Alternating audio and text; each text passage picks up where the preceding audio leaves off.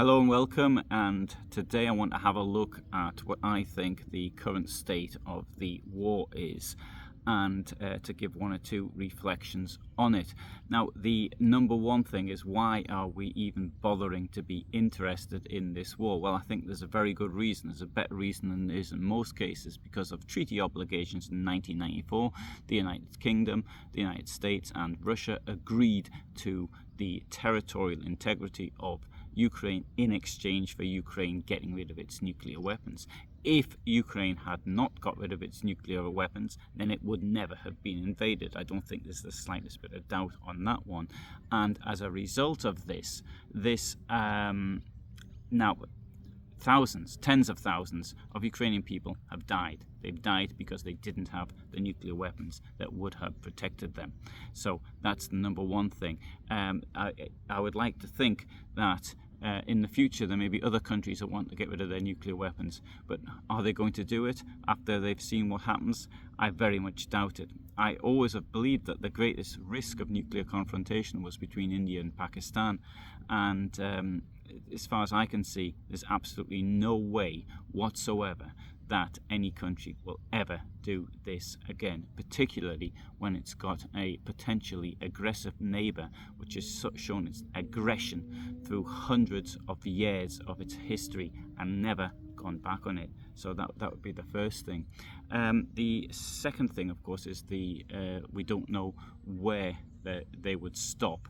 If they would stop the Russians would stop. I mean, Putin wants to reinstate the Russian Empire, but what Russian Empire? Is this the empire that existed between 1945 and 1989, or do you want to go back to the empire that existed before 1914? That is the problem. Borders, or to say that land's ours, it always depends on how far back you go. The place where I'm now sitting in, this is in Poland, but this was Germany previously, and prior to that it was Prussian. It just depends how far back you go in history. The next thing that bothers me is the pressure that's being put on the current counter-offensive, or counter-offensives, I should say, the probing attacks. It's not really, I don't even think it can be called a counter-offensive, to be quite honest. It's not an offensive as such, but the probing attacks which are going in and the demands for results. Now, it is absolutely absurd that people should die for political considerations from third parties, because that's what it is.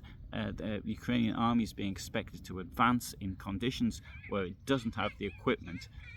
It doesn't have things like air control, for example.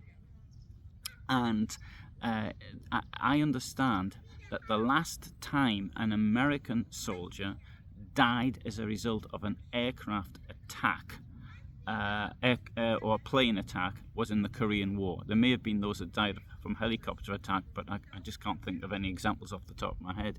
So it's been 70 years, and as a result of that, but we're expecting now Ukrainians to advance when they can, through minefields, when they can be attacked by attack helicopters at a great distance. I mean, that has to be totally wrong. And so it's expecting others to do what we ourselves are incapable of doing. So I would like that one to be borne in mind as well. The investment in defending Ukraine is huge amounts of money. I mean, there's not only in military but also in the economic assistance, in the fact that there are now some 12 million people who've been displaced. That's another consideration which has to be considered.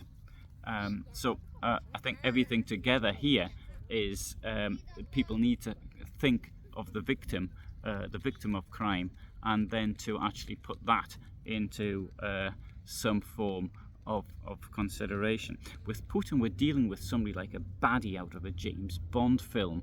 Here is somebody, for example, with the grain shipments, who's prepared to allow people to die so that the value of his grain will be greater.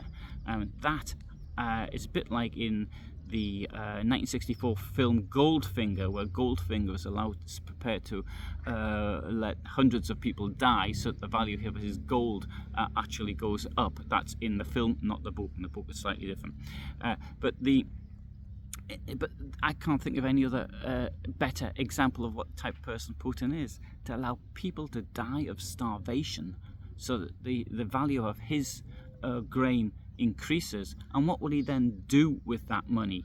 Will he invest it in Russia? No. That money will end up in Western banks.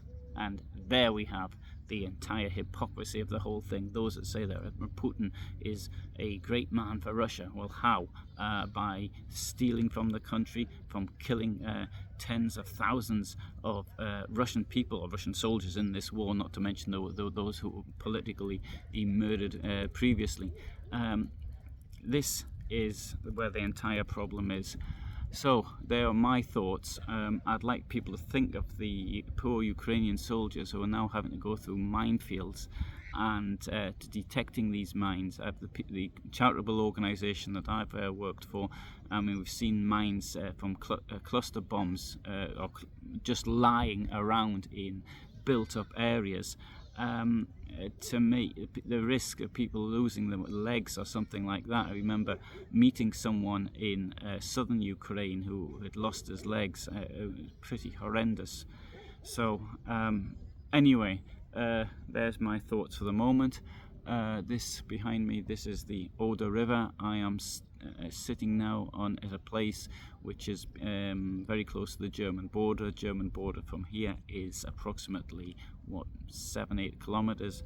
The Dnieper River, by the way, is even in Kiev. It's wider than this, but I do need to point out that the Oder River, this is a distributary of the Oder River. So there's two main distributaries, the western and eastern Oder, both of which are a similar size. So if you added the eastern Oder to the size of this one, then it'd be twice as wide, more or less. So if you found that interesting, I hope you'll subscribe. I have done regular updates from Ukraine as well as on the Ukrainian war, but of course mainly what I do is on the Third Reich and Nazi Germany and communism. So that's the large part of what I do. Obviously my specialization, of course, is in the Holocaust. Now I shall show you some scenes of where I am now by turning the camera around.